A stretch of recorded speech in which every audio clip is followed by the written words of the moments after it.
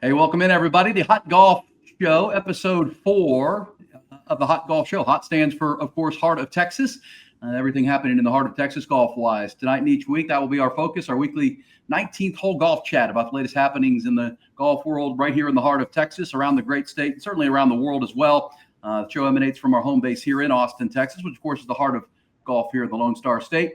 We explore the happenings on jam-packed courses all over Austin, around Central Texas. Of course, then as we get back into the heavy golf season, the PGA Tour, the LIV, or I guess now the XI Tour, maybe, I suppose, with the change to 72 holes. The booming golf everywhere that it's played. Could be collegiate golf at the University of Texas, local amateur events, charity events as well, local pro tours, like last week's conversation about junior golf, stories about contributions to the game in this region, of course, the new courses, the old courses, and much more on the Hot Golf Show and Hot Golf Podcast, all things Heart of Texas. I'm your number one T-Box host, Erin Hogan. Also, those of Game Time each weekday morning from 6 to 10 on 102.7 ESPN here in Austin. I hail and play out of the venerable Onion Creek Club here in South Austin. My playing partner this week and every week also plays out of Onion Creek. He's a lifelong golf fan and conversationalist, actually a caddy as a kid for the original legends of golf here at Onion Creek. Also joins me each Wednesday morning on Game Time to talk golf and stories of the day. For his day job, he's also the CEO and person in charge over there at the historic Callahan's General Store. Nearly 50 years in the Austin area, 48 to be exact, a staple. It's still family owned and operated.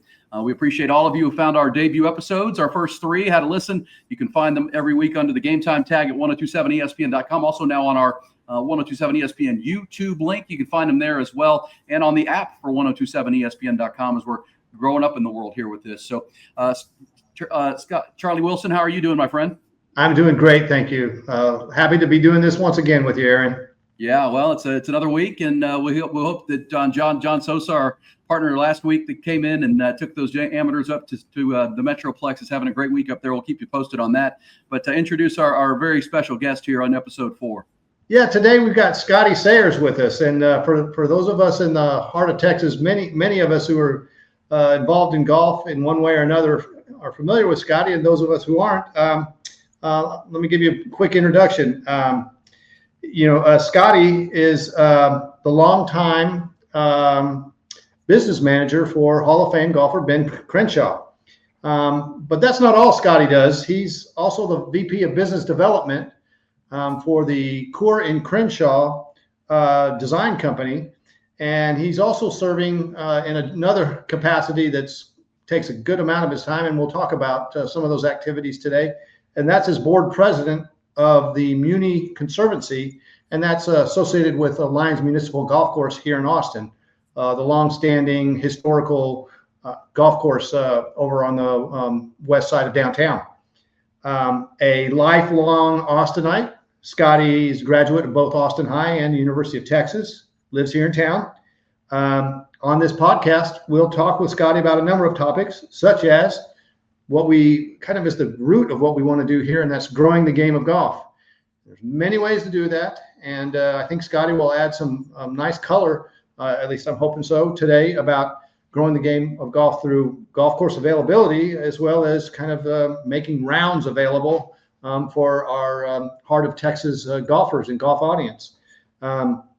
We also want to talk to him about the state of professional golf. As the business manager for Ben Crenshaw, Scotty is on the pulse of what's going on with the PGA Tour board and some of the things happening there.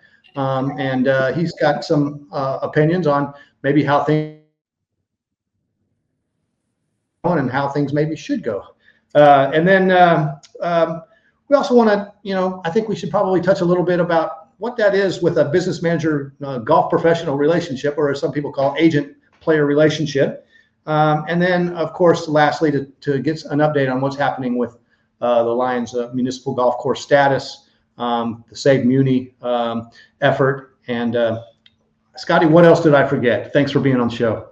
That is plenty. I'm old enough where you can just wrap it all up, and you be around long enough. You meet a lot of people. You play a lot of golf courses. I'm real familiar with Onion Creek. That was our home course for a lot of years. When Ben was transitioning from Austin Country Club over to Barton Creek, and got great memories out at Onion Creek. My in-laws lived out there, and still love to play that golf course because Coor and Crenshaw added 9 holes out there about 20 years ago. That's right. I actually live And on I can attest to that, Scotty. I'm off the 6th tee box now on the Kura Crenshaw course, which is of course the one hole that everybody walks up to and goes, "Oh gosh, here we go." You got to clear the ravine. You got to clear that little inlet there. I'm on the number 10 tee box, facing number 10 up the hill. So yes, both on the new 9 here. But it's good to have you, Scotty. We're excited to talk golf with you here for the next 45 minutes or so. And thanks for taking the time. It is true though that Ben played out of Onion Creek when he won his first Masters, right back in '84. He was practicing out here? I know I've heard that story from Omar and some other guys that they were all gathered at Onion Creek watching Ben win in '84 in Augusta. Well, our good friend Brent Buckman was a professional out there at that time, and Joe Beck, who went on to do a lot of things in golf in Austin as well, was gosh, I think he was still working in the bag room out there at that time. It was unbelievable.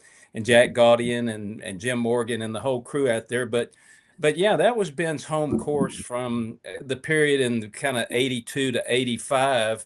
And Ben would go out there when he came home from tour. The Austin Country Club was in the process of moving from Riverside out to Lake Austin.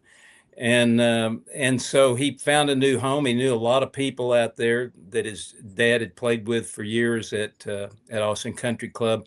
So that is a true fact. And Brent Buckman was such a big help to Ben in that time period. And of course, Harvey was still alive and helping Ben out from time to time. He'd go out to Austin Country Club to see Harvey. So that Masters win was just to get the chip off his shoulder. He'd had so many chances to win majors.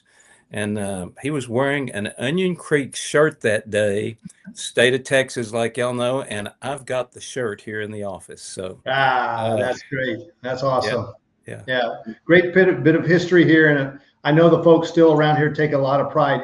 It is interesting that as I have gone, I went away for a bit and then came back, and how many people who don't know that story, Scotty. And so I'll as I'm taking them by, I'll say, hey, let me tell you about this here. There's a little bit of this historical significance with Ben, and they really do just begin to soak it up. It starts to dawn on them what a special place Onion Creek was for him, and it has been in time. Well, and how about, is Ben Crosby's hat still out there in the, yes, it is. The pro shop? I mean, Ben Crosby was a member at Onion Creek. A lot of people don't realize that when his daughter Mary Catherine was attending the University of Texas. Yeah. So that's a little more history, a little different kind of history. Yeah. There are tunnels of stories that people find out in time about Onion Creek that I think are fascinating. I won't get too far off path here, but I was one time over visiting Jack Burke at Champions Club in Houston, and went in to see him. Actually, I went to go see if Robin was there to say hello to her.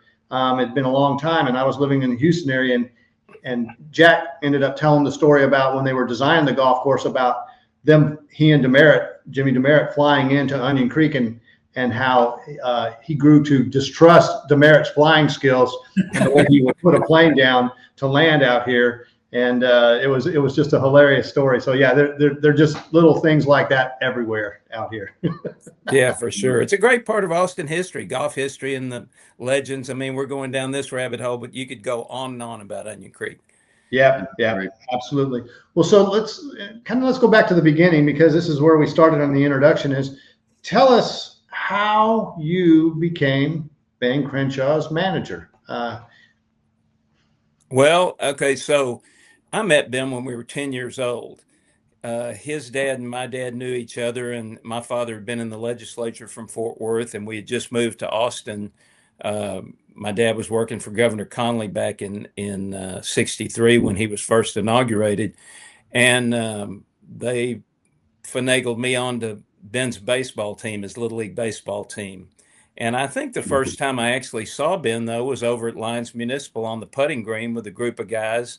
My mother kind of shoved me out the car when we just moved to Austin and said, you go meet some kids over there. And I wandered onto the putting green, but I was a little shy and stayed off to myself until a few of them invited me to putt with them. So I've known Ben for over 6 decades. And Ben, and we went to the University of Texas, and I knew Ben and Ben's roommates, Bob Kay and Brent Buckman. And but Ben went off and played on tour, and I saw him on and off for many years. Very successful, obviously, even in those early years. And he was with International Management Group. Yeah. They were handling a lot of players. Of course, Arnold Palmer was the first client for Mark McCormick, and then Jack Nicklaus came along, and Gary Player with IMG. But in 85, Ben was just tired of being part of one of these big agencies. He wanted some personal attention. And so I was working the real estate business in Austin, and it was not that great in the 80s, to be honest. That was when the savings and loan crash occurred. And so Ben said, "You want to come to work for me as my agent?" And I said, "Well, Ben, I'd love to work for you, but I don't know much about being an agent." There was no school for that. I mean, I had a business background, but I said, "But I'll follow you around for a couple of years, and I'll meet some of the other agents, and I'll learn the ropes." And so I did, and that was 40 years ago. Yeah. And then in 87, I sort of officially became his agent, and the relationship continues to this day. That's awesome. That's awesome. So, it seems, there's a picture of kind of this tense setting of an agent player relationship, but really it's a friendship. I would imagine it starts there. But the tension is going out and representing your guy to the best of your ability. So tell me, in the spectrum of things, what was that very first big mistake you made, in your opinion, with representing Ben? Well, I'll say this. We were lucky. I'm not going to go into mistakes because we really haven't made very many in this business. Ben's dad, my dad, Governor Conley, Darrell Royal, I mean, they were mentors to all of us. And Ben's dad always told Ben, said, "Your name is the one thing you have to fall back on." And he said, "Be careful how you lend your name to corporate entities." And so Ben, we talked about that a good bit, and Ben was always very careful, and he had been with IMG as well, about who he represented, what companies he represented, what kind of people he represented. And so when I took over as his agent, we continued that. And we have always been, I won't say good old boys, but we believed you shake somebody's hand, you shake their hand with trust from your side, and you expect that from them too. And so, not that we haven't made any mistakes. I mean, Ben did represent some companies that went under. I mean, in 40 years, you represent, a whole lot of companies, and a couple of equipment companies he represented didn't make it for the long haul. But boy, we've had a lot of fun and a lot of success, and dealt with really, really good people for the most part. General Motors for all these years with the Coverts, and Buick, and then with the Coverts and Cadillac. I mean, think about how long that relationship has been with Ben, and other companies, whether it's Verizon or Nabisco, which is gone now, but a lot of companies over the years that were just great.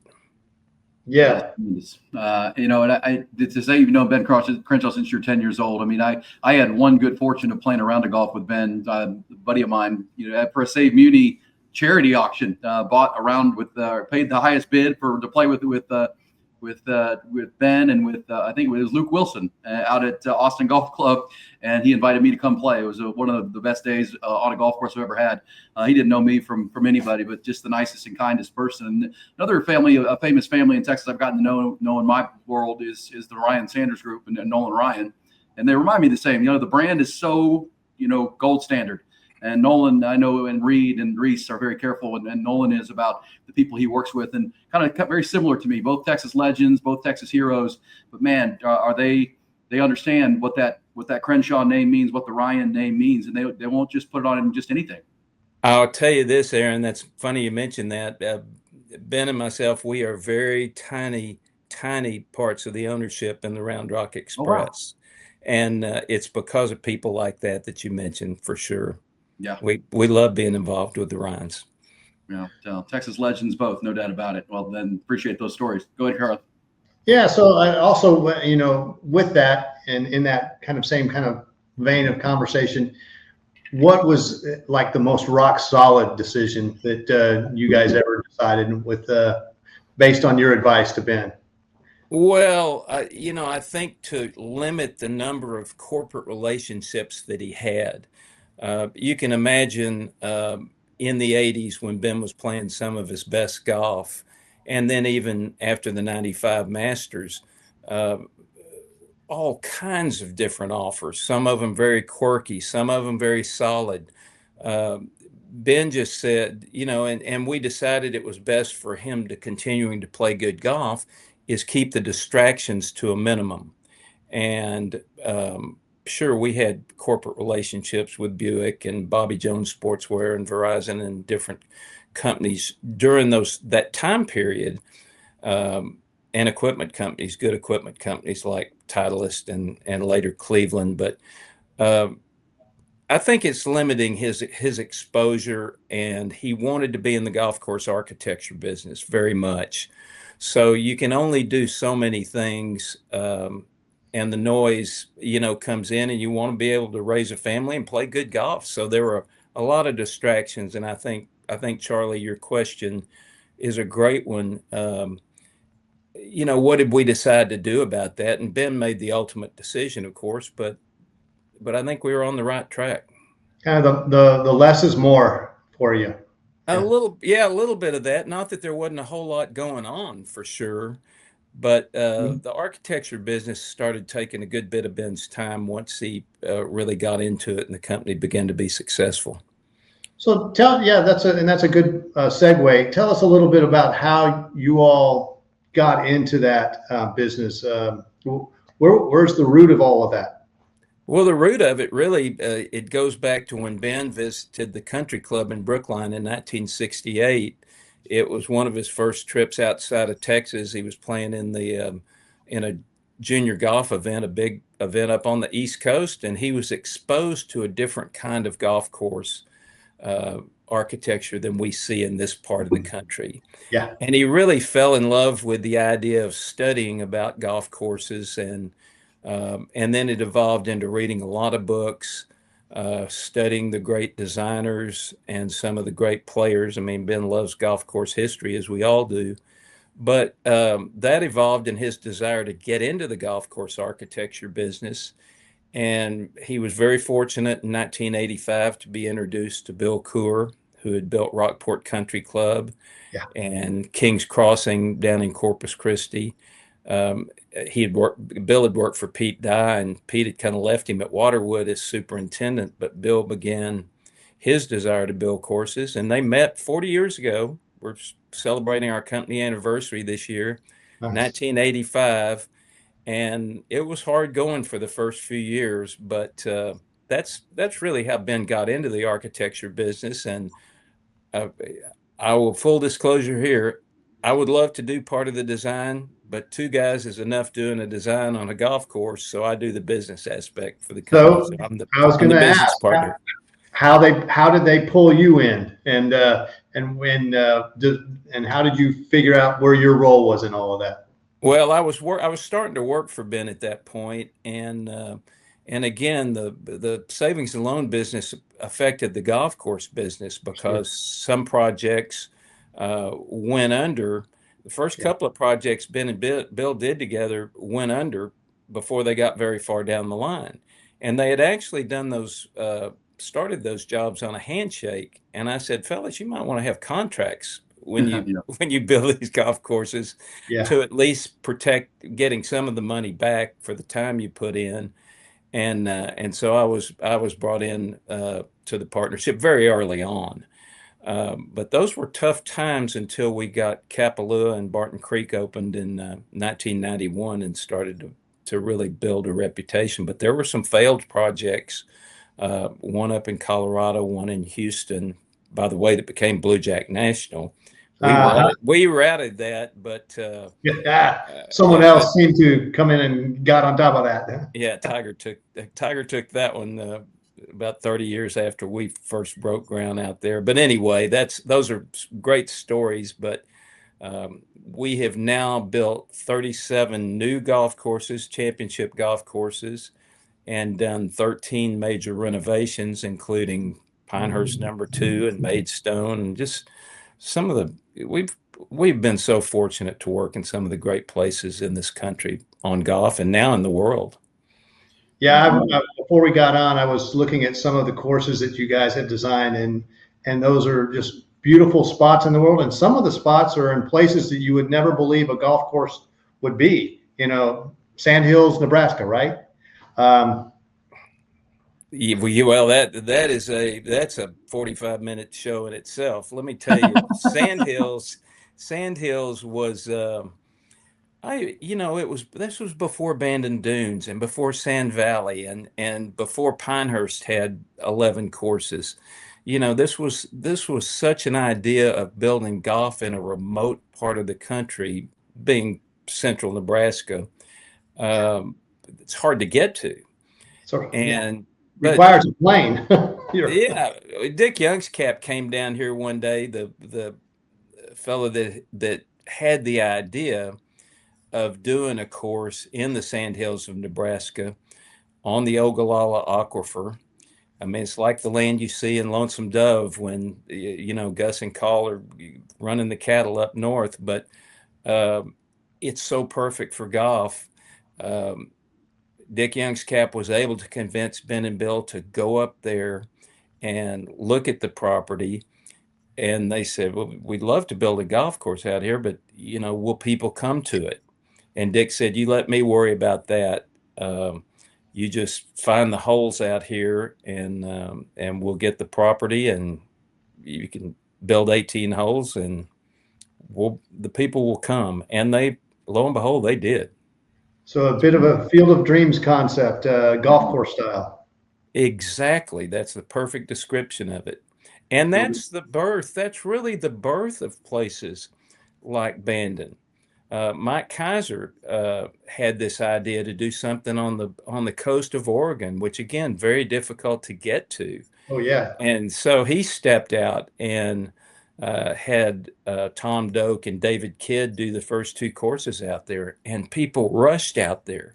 And then we got to do the 3rd course, Bandon Trails, and we've later done the preserve and the sheep ranch out there. So we've been a big part of that. And the Kaisers have done things. I mean, they did one in Nova Scotia in the middle of nowhere, and people just flock up there to see Cabot Cliffs and Cabot Links. Nice. And then the Sand Valley's the same way in the center of Wisconsin. So the Sandhills changed golf in a lot of ways. And yet you've also been true to your roots and have done a lot of work here in Texas and even here in Central Texas. I saw that you guys just recently celebrated the 25th anniversary of the opening of Austin Golf Club out here in Spicewood. We did, and that was always Ben's dream, is to just build a golf club, just a golf club where the members could go out and play without any real distractions. I mean, there's not a big fancy clubhouse, but it's very functional and beautiful. But it's just about golf and about friendships and the members having a chance to be in an atmosphere that's just about golf. There's no swimming pools. There's no pickleball. And this was a little bit different 25 years ago. There weren't a lot of golf clubs per se around the country just for that. Uh-huh. But there have been more and more and more of those built around the country. And it's mainly a second club for people who can afford to have a second golf club. Maybe the wife and kids enjoy another club with more of a country club atmosphere, let's say. Right. Hey, one of the things I wanted to ask is, I mean, that's been a conversation on our first 3 episodes of the Hot Golf Show, is the lack of new daily fee courses that are going to come on in Austin. I mean, it's the boom is part of why we're doing this show. I know you guys with your show with Ed. I mean, there's so much popularity in golf. It's never been more popular, arguably. for rounds and play. And Austin is growing like crazy. Yet, outside of clubs, like Driftwood that are coming online, we don't think we haven't. All of our guests have said there are not going to be new daily fee courses coming online in Austin. Real estate's too rich, and they're just not going to happen. How do you see that shaking out with the more golfers, but not as many courses that we need, and not any really coming online? I think what you'll see, Erin, is probably more short courses, par 3 courses that can be built on smaller pieces of land. What has been done with Butler Park is amazing. Yep. The way people go over there, the way juniors can get on the course, and women and first-time players. But there's not places like that, like you say, and land is so expensive. I don't think you'll see 18-hole core golf courses in Austin in the foreseeable future. I don't know what would change that unless something were to happen out at Decker Lake, which has been contemplated at times and such. But this is why we try to hold on so hard to places like Lions Municipal or to Morris Williams. But Lions has such an active junior program. 10 high school men's and women's teams use that as their home course. The Austin Junior Golf Academy is there. We have over 200,000 people come through those gates over there every year, and 75,000 rounds. But there's people that practice or just hang out on the putting green, and there's kids that are doing that too, and learning about being around golf for the first time, kind of like they do over in Australia or they do in Scotland and England at a community gathering place. So let me tell you something. If we rip that out of the heart of Austin, 2 miles from downtown, we'll never replace that. And that's exactly what the fear is. And I know that's what you're talking about, because junior golf is huge now. Women's golf is bigger than ever since COVID. We see more women out at Lions than I think have ever been in the game. I was with Judy Rankin last week, and she talked about how women learned, how much fun it is to play golf after COVID. Yeah. So it's Onion Creek has a thriving women's and ladies league over here that's huge, and I think you're exactly right about that. And it's funny because I heard Jeff Ward on ESPN the other day talking about his parents used to drop him off at Lions. He'd stay all day, and I know my friend Eric Lopez, who runs the academy there for the juniors, that's how he got into Lions. His mom would drop him off, and he'd shag balls and spend the entire day at Lions, and now he's given back to that area and teaching kids now how to play golf at Lions Municipal with the golf academy there that he runs, I'm with you. I mean, that is so important. It's the heartbeat of Austin as far as golf. It's also kind of the lifeblood of Austin and access to golf for so many. Well, and it's generational too. I mean, you wonder why, Muny means so much to Ben and myself. Well, we played golf at Muny with our fathers. And then we played with all of our friends. Then we played with our daughters there. And I play with my grandkids there. That's 4 generations. And I know Ben hopes to play with his grandson there someday. So it's generational. And the youth that's learning the game or being around the game right now, that's what's going to carry on for the future. So, I mean, what can you say? You've got to preserve these places and encourage them to find new ways to bring kids and new players into the game and find room for them to play the game. So this is a good point of the conversation. You're president of the board of the Save Muny Conservancy. What is that conservancy's mission, Scotty? Well, the Muny goes back to 1924, and it was a piece of land that really Colonel George Brackenridge donated it to the University of Texas, hoping that the campus would be moved to some of the acreage that he donated down on the Colorado River on Lake Austin. But Colonel Littlefield, George Littlefield, had other ideas, and they just fought for years and years. Littlefield wanted the campus left on the 40 acres. Brackenridge thought it needed to move to have more space. And then they both died within months of each other, and UT just decided to stay put. So 1924, the Lions Club, only course in Austin where people could play golf was Austin Country Club, and that was a membership course. So the Lions Club decided they needed to build a golf course for the city of Austin. Was this when Austin Country Club was over at Hancock? That was when Austin Country Club was at Hancock. Okay. Yeah. And they had sand greens. Harvey Pinnock was the pro. And so the Lions Club leased the land from the University of Texas, 141 acres, for $1 a year. And they built 9 holes, and late 1924, it opens up and people came out like crazy. So they started on 9 more holes, got those built quickly. And the Lions Club ran Muny from 1924 to 1937. And then the Lions Club thought, well, that's not really our business or our mission. And they turned the lease over to the city of Austin. And the city of Austin's had the lease ever since. It's been piecemeal. The lease, it was one from 1924 to 1974, 50-year lease. But then, the lease was up, and the Save Muny group was formed to negotiate the lease. And Mary Arnold jumped in, and Dick Kemp at the time, and they got a 15-year lease done that took it to 1989. Save Muny continued to have to work with the University of Texas to get the lease extended because the land became more valuable. They signed a lease in 1989 that went to 2019. 2019, the Board of Regents was thinking, more of this land is valuable. We may need to monetize it. They have other land across the street. They have land all over the city of Austin. So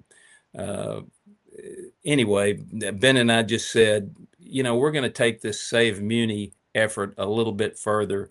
We're going to form a conservancy that we behave like we're UT graduates. We want everybody to win in this situation. We want it to be a win for UT, a win for the city of Austin, a win for the people of Austin. And so we put together a board of directors of people that we respect and that are leaders in the community, young and old.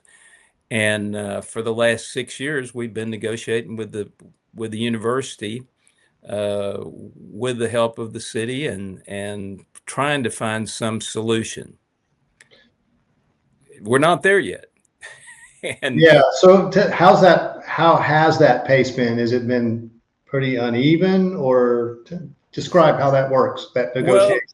Well, the leadership at Texas has changed during that time. I mean, we've gone from different presidents at the university and different regents at the university that have different ideas. I mean, some regents want to monetize that land. Some regents realize the value to the community and the PR disaster that it would be for the university if Lions goes away. I mean, not only are there a lot of people that come through those doors, I mean, it has a tremendous civil rights history as being the first desegregated golf course in the South in 1950. That was 3 years ahead of any other course, municipal course in the South being desegregated, by the way. But there's history, there's public use, and I think it would really be a loss to the community, and it would make a lot of UT donors quite upset because a lot of the donors' kids play over at Muny. Kids come from all over the city to play and learn golf there, but quite a lot of their donors are out there in the afternoon. So we're trying to peacefully negotiate with them to figure out what they really want. And they hadn't told the city of Austin yet what they want, but what we think is UT has plenty of land around the city, whether it's the old Cemetech site, Pickle East, Pickle West, the other 200 acres that don't include Muny that are part of the old Brackenridge tract. They're going to need infrastructure. They're going to need electricity, roads, everything that you need when you're developing other properties. And we hope that part of these negotiations, and the mayor's hopefully helping out behind the scenes with it. He says he is, and we believe him, so that if Muny survives, then the city gives UT these things that they need to develop those other properties and make the most of those and monetize those. So a little bit of triangulation, right? A lot of give and take. Yeah, It and is we're a aware. lot. It is a lot of give and take in negotiations, and there's valuable pieces of property involved in this. But we believe Colonel Brackenridge, he was all about equality. He was all about kids and uh, outdoor recreation. I mean, Brackenridge Park in San Antonio is another perfect example of one of his donations. I think if he were alive today, he'd want a solution found for the land that he donated to the university. So we are. It's Look, I've done a lot of things in my life, and Ben has too. I think it's the hardest thing we've ever done to try to work on a solution here. But I hope we're making progress. I'm very optimistic about the future there. Well, So does this, how protracted do you foresee this being? I mean, you're 6 years into the Conservancy and these discussions. I mean, you're threading a lot of needles. It's a kind of a chessboard where people are and pieces are moving, and sometimes without them knowing they've been moved. How, Scotty, how do you maintain the stamina for this?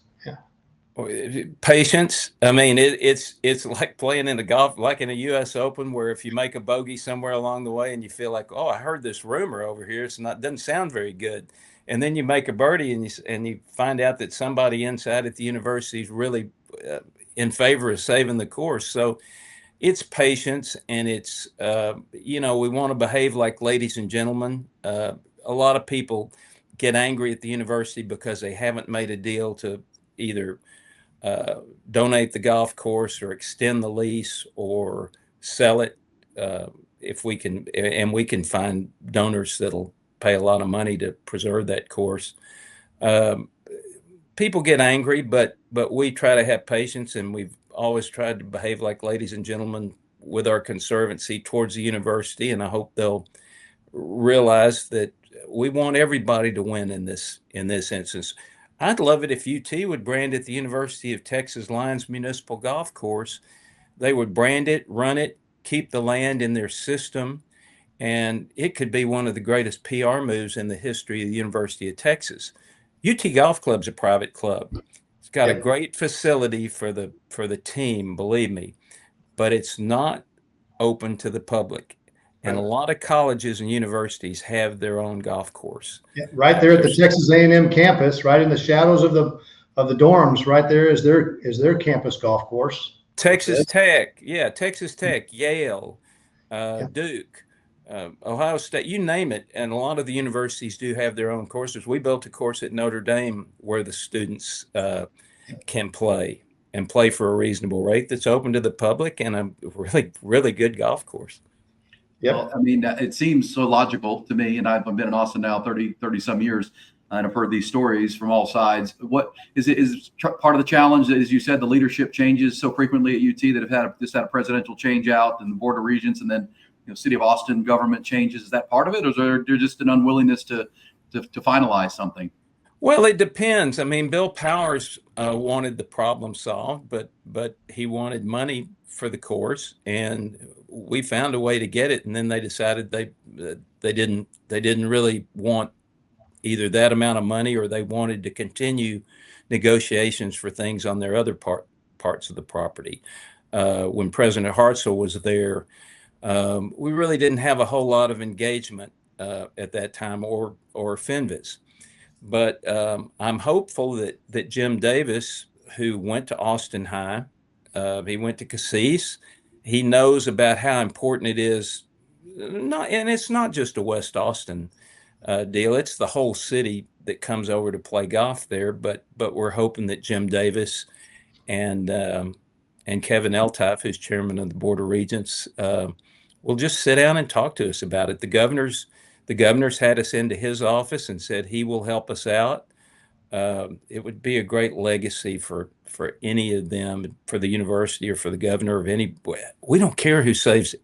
We don't care. We'll give them credit and step in the background, but that place has got to be saved.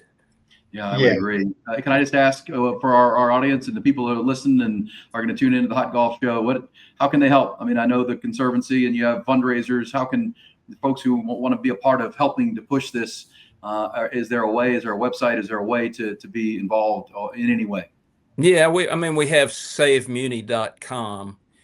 You can certainly go and learn a little bit about the history of the course. You can get on our mail list.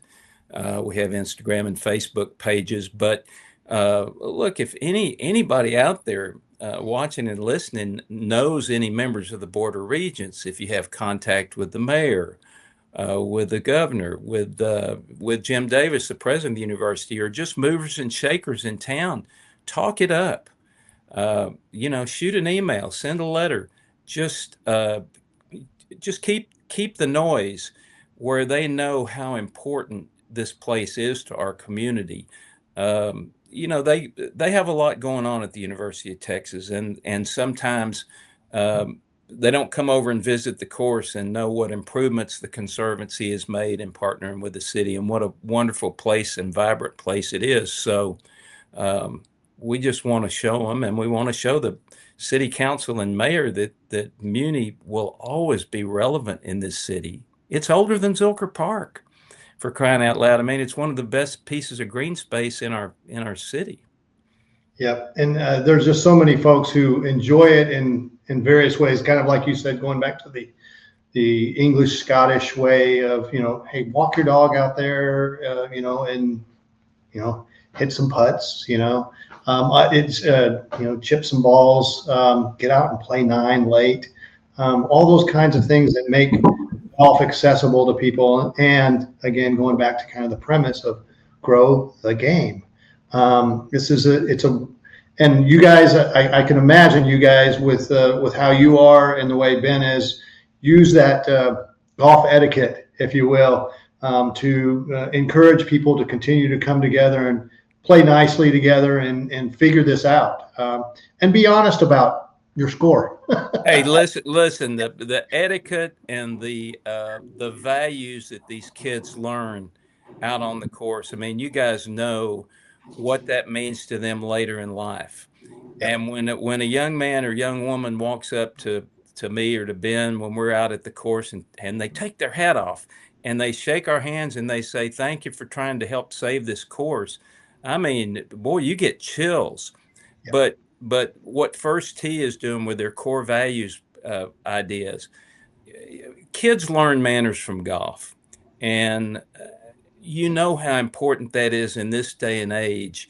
They put their cell phones up for the most part when they come out to lines and make friends.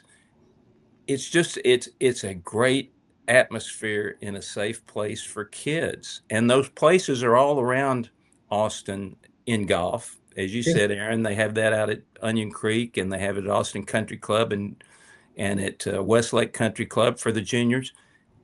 It's incredible, and we've got to save these places. Can you imagine Houston without Memorial Park? Oh my gosh! Or New Orleans without City Park, or if they carved out a piece of the center of New York City and Central Park. I mean, these places close to downtowns, close to the core of the cities, are so important to preserve. Yeah, 100%. Can I ask one more? That's a broader question, a broader conversation about just your thought in the future of golf. Obviously, with the Live Tour and the PGA Tour and champions, where we're at. Golf with Scotty Scheffler, obviously sitting atop of the world right now, #1 player, is in a good place. But what's your crystal ball say that this thing looks like in a few years? Do they come back together? Is there a way to rectify? Because the popularity is there, the TV ratings are up. What's your vision for what's coming in the big picture of golf? I've been trying to guess that, Erin, for 3 years, ever since Live came around, and I can't figure it out. The PGA Tour is thriving. Their ratings were up 17% this year, either through streaming or through network views. Live is still struggling with a lot of pieces of their format. Obviously, they got good golfers out there, but they haven't really made inroads. So is a merger coming, or some kind of a hybrid? Something will evolve over time, but I think it's going to be a while longer. I really do. One of the fun things we're seeing, though, is golf, these streaming shows like Stick, our friend Owen Wilson on that, and then Luke Wilson is doing a show with Will Ferrell. He's Oh, filming that right now that people don't know about, but that's going to be maybe better than Stick. oh, So I mean, golf is on people's mind with Full Swing, just in every way. So I don't know about the tours. I think, for me, I'd rather go out and play on a Saturday afternoon than watch golf on TV, unless it's a major championship. yeah. With Yeah. you there. I mean, and here in Austin, we've got golf coming back, the tours coming back with Good, which is interesting because it's bringing that media component, the Good group, which thrives in the YouTube space, the streaming space, bringing that element as a title sponsor, which is kind of interesting. I say that in a way of how's this going to work, but could be interesting. What are your thoughts on that? Well, I mean, it's a funny time of the year to bring golf back to Austin. I mean, the weather could be dicey if it was like it It would has be been this these. week, a year from now.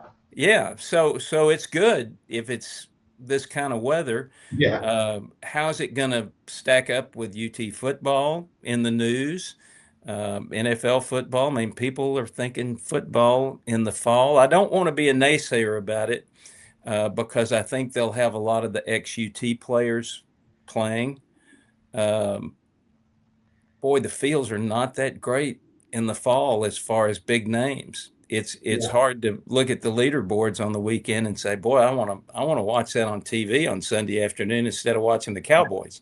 Yeah. But but Yeah. if it's here in Austin, I'll go out to Barton Creek and watch a golf tournament at least 2 days out of the four. Yeah, I think in this time of year, kind of like we saw this last weekend, the very last of the FedEx Cup points tournaments. You're looking for storylines. That guy who's just right on the cusp, and maybe that can fact you get a few of those in here. But that's kind of for the geek. It's not for the mass audience. Yeah. It could be a little challenging from that standpoint. This is where I guess if these guys, at Good have thinking caps on and figure out how to cross their brand with PGA Tour brand, they could probably come up with some interesting gimmicks, but something that might give the event a little more interest. You can bet they have something in mind. They're making a big investment and they're edgy, so I think they'll figure out some way to get people out there. And who knows, maybe a Tommy Morrison or Christian Moss, some of the Texas players that'll be hitting the tour next fall. I Yeah. guess they graduate in May, so we'll see what happens with having an interesting leaderboard out here. Well, okay, and let's stay on that theme a bit as it related to Ben. Now, wasn't Ben's first tour victory the Texas Open in San Antonio, and wasn't that a fall-ish event? That was a fall event, but you got to remember NFL wasn't quite as big back then, Mhm. and yeah, the PGA Tour only had a few. They had less events back then, Yeah, and we were always happy to have the Texas Open. I guess it was. I'm trying to think if it was late September, early October, something like that. yeah, But yeah, that was always fun, and you couldn't watch it on TV. You'd go out there and watch it. You'd yeah, have to go in person, but boy, they had some good fields, and Ben beat a good field in 1973 to win his first tournament. yeah. I remember that. I was living far away, but I remember that headline and went, okay, there we go. Yeah. There we go. So going back to the tour discussion or tours discussion, one of the things that Erin and I have talked about in different conversations over time is it always seemed like Austin would be a good place for the LPGA tour to come as well. Given, again, like you said, the number of women who've come into golf here in this market and in general. And I'd like to know your thoughts on that, and if you think that maybe this market could handle that also. Well, again, you've got they're competing with the University of Texas and Texas sports. That's It's that's difficult. And the ladies tour, although it's on the upswing, don't get me wrong, that's not the PGA Tour. Um, I don't know if people would go out and watch it or not, and that is no knock on the quality of women's golf because it's very good.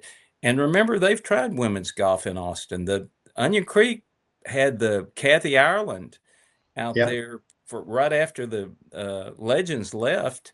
They Right. did an LPGA event out there, and there weren't giant crowds out there. They had adequate crowds, but it never really caught on. Yeah.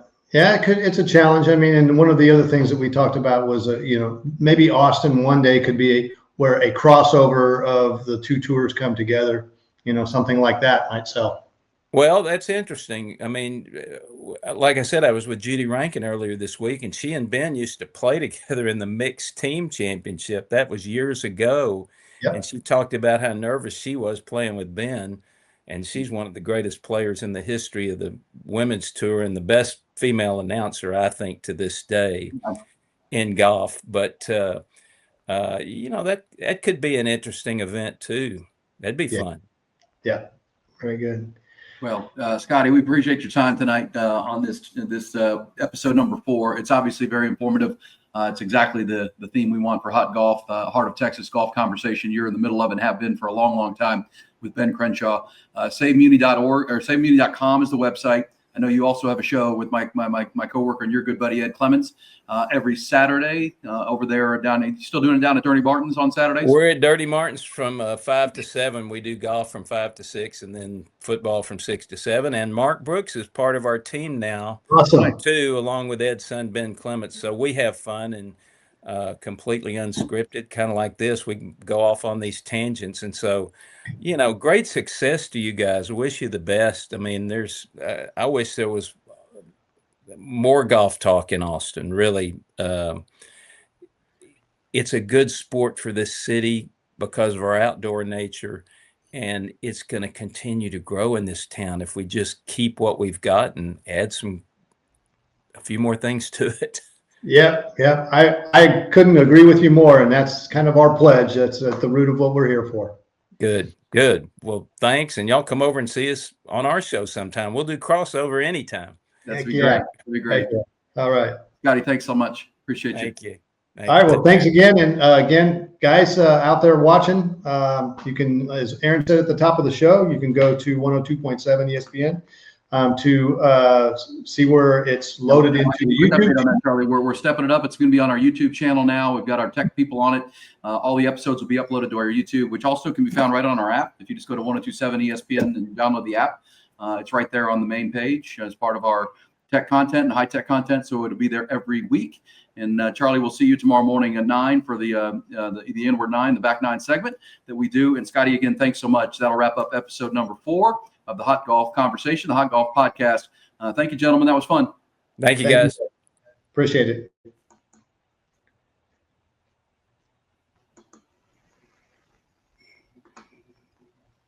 All right. Thank you, Scotty. All right. Thanks. That was great. I enjoyed